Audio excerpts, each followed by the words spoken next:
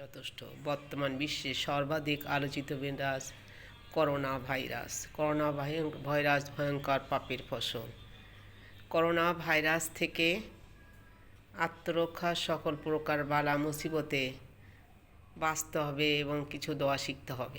Corona virus কেন আসে? Internet, Facebook, mobile ও তথ্য প্রযুক্তির অপব্যবহারের কারণে বর্তমান বিশ্বে অশ্লীলতার ব্যাপক ছয়লাভ বিস্তার লাভ করেছে। বিশেষ করে উঠতি বয়সের তরুণ তরুণীরা প্রেম, ভালোবাসা, বয়ফ্রেন্ড গার্লফ্রেন্ড নামক পশ্চিমা নির্লজ্জ কালচারে মত্ত হয়ে পরকীয়া, জেনা, ব্যভিচারের মতো পাপ গোপন ও প্রকাশ্যে লিপ্ত হচ্ছে।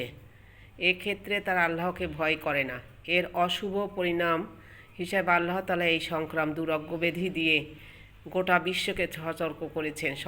আল্লাহ তাআলা বলেন, মানুষের কৃতকর্মের কারণে জলে স্থলে বিপর্যয় দেখা দিয়েছে, যাতে তিনি তাদেরকে তাদের কোনো কাজের শাস্তি আস্বাদন করান, যাতে তারা অসৎ পথ থেকে ফিরে আসে।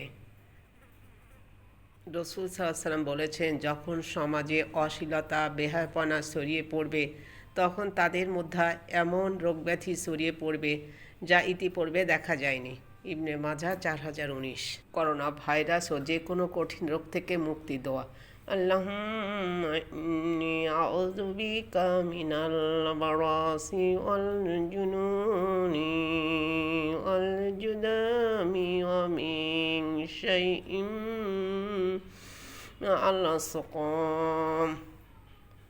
হে আল্লাহ, আমি তোমার নিকট ধবল, মস্তিষ্ক বিকৃত ও কুষ্ঠ সব ধরনের কঠিন দুরোগ্য থেকে পানাহ চাই।